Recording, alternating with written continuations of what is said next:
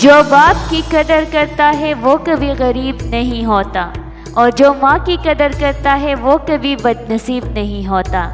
اللہ کی یاد کے بغیر بے سکونی دل کا مقدر ہے۔ سنو، اللہ سے مانگ کر نہیں روتے، اللہ سے رو کر مانگا کرتے ہیں۔ دنیا کی لذتوں کو ختم کرنے والی چیز موت کو کثرت سے یاد کرو۔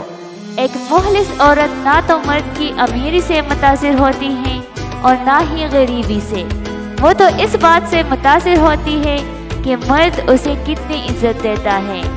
پیسہ رشتہ داری کا لائسنس بن چکا ہے، جس کے پاس نہیں ہے وہ رشتہ داری کے لیے نااہل ہے۔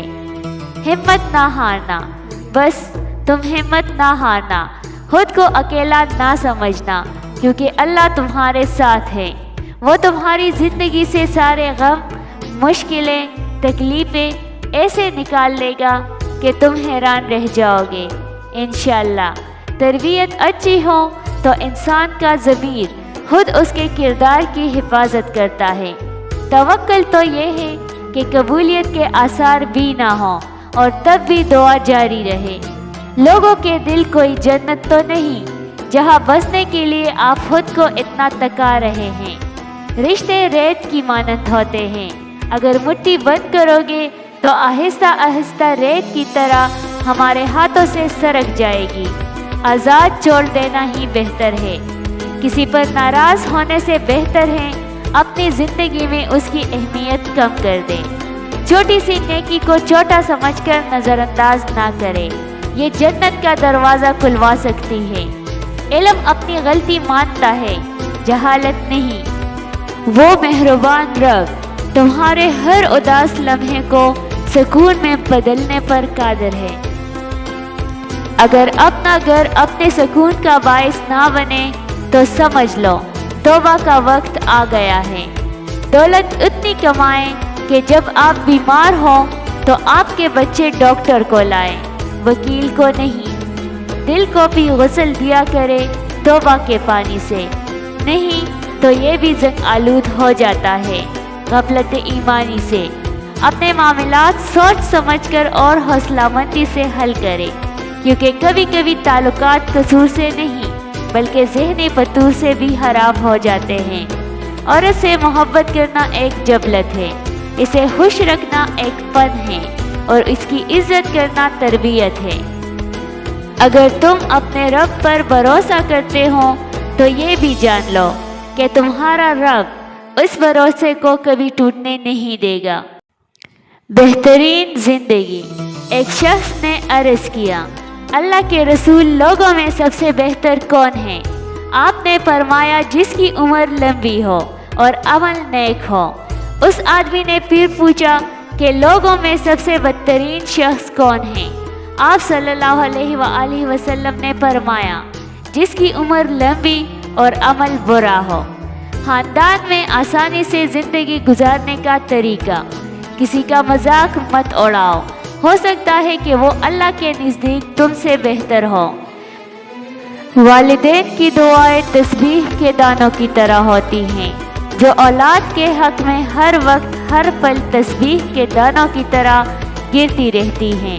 اللہ یہ دعا مانگنے والے ہاتھ ہمیشہ سلامت رکھے، آمین۔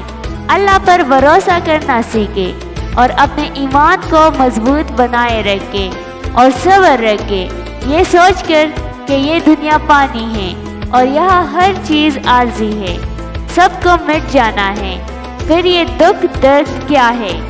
کچھ لوگ قسمت کی طرح ہوتے ہیں جو دعاؤں سے ملتے ہیں، اور کچھ لوگ دعاؤں کی طرح ہوتے ہیں جو مل جائے تو قسمت بدل دیتے ہیں۔ بنا دے مجھے بھی اپنے ان بندوں کی طرح یا رب، جو سوتے ہیں تجھے یاد کر کے اور اٹھتے ہیں تیرا نام لے کر۔ جو قرآن سے جڑ گیا وہ فلاح پا گیا۔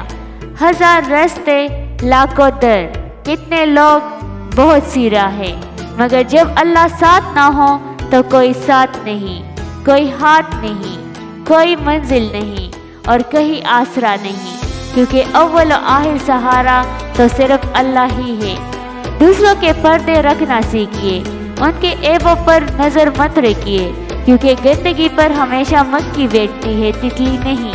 ان ربی قریب مجیب، بلا شبہ میرا رب قریب ہے، ہر ایک کی دعا قبول کرنے والا ہے۔ اگر آپ خوشگوار اور مطمئن زندگی گزارنا چاہتے ہیں تو لوگوں سے نہ جیتے، لوگوں کو چیتے، لوگوں پر نہ ہنسے، لوگوں کے ساتھ ہنسے۔ دو اعمال ایسے ہیں کہ جن کا حساب تولا نہیں جا سکتا۔ نمبر 1 معاف کرنا، نمبر 2 انصاف کرنا۔ محبت کا اظہار شاید ہی کسی کو یاد رہتا ہو، لیکن محبت کا رویہ ہمیشہ یاد رکھے جانے والی چیز ہے۔ نماز کبھی نہ چھوڑنا، کیونکہ یہ میرے نبی کی آنکھوں کی ٹھنڈک ہے صلی اللہ علیہ وآلہ وسلم۔ سفر کا مزہ لینا ہو تو ساتھ سامان کم رکھیے، اور زندگی کا مزہ لینا ہے تو دل میں ارمان کم رکھیے۔ انسان جب محبت کو پرکھ لیتا ہے، سمجھ لیتا ہے، اصل میں وہ اپنے رب کو پا لیتا ہے، کیونکہ محبت ہی تو ذریعہ ہے رب تک رسائی کا۔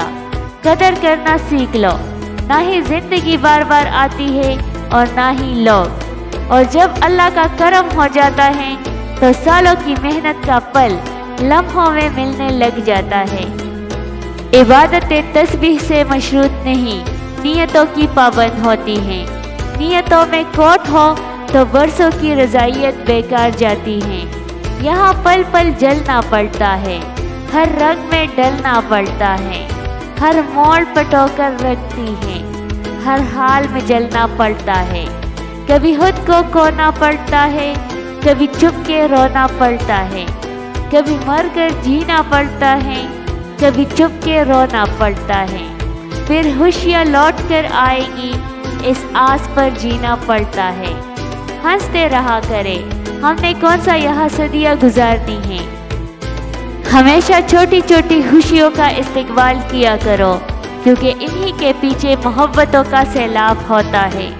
قرآن پاک وہ واحد کتاب ہے جس کا لکھنے والا اس کے پڑھنے والے سے محبت کرتا ہے۔ یا رب انہیں بھی سکون دے جو چہرے سے تو مسکراتے ہیں پر اندر سے ٹوٹ چکے ہیں۔ لا دوا قالت دعا، دعا کی جیسی کوئی دوا نہیں۔ اللہ ایسی ہدایت دے جس کے بعد گمراہی نہ ہو۔ مجھے اللہ پر بھروسہ ہے، اس لیے تو میری امید قائم ہے۔ عظمت کا سفر خود شناسی سے شروع ہوتا ہے، اور اکثر خود شناسی تکلیف اور دکھ کے ایام میں ہوتی ہیں۔ دیر و خوشیوں کے ساتھ ہمیشہ سلامت رہے۔ جب وہ معجزے کرنے پر آتا ہے تو ساری کائنات کن فیکن کی تسبیح کرتی ہے۔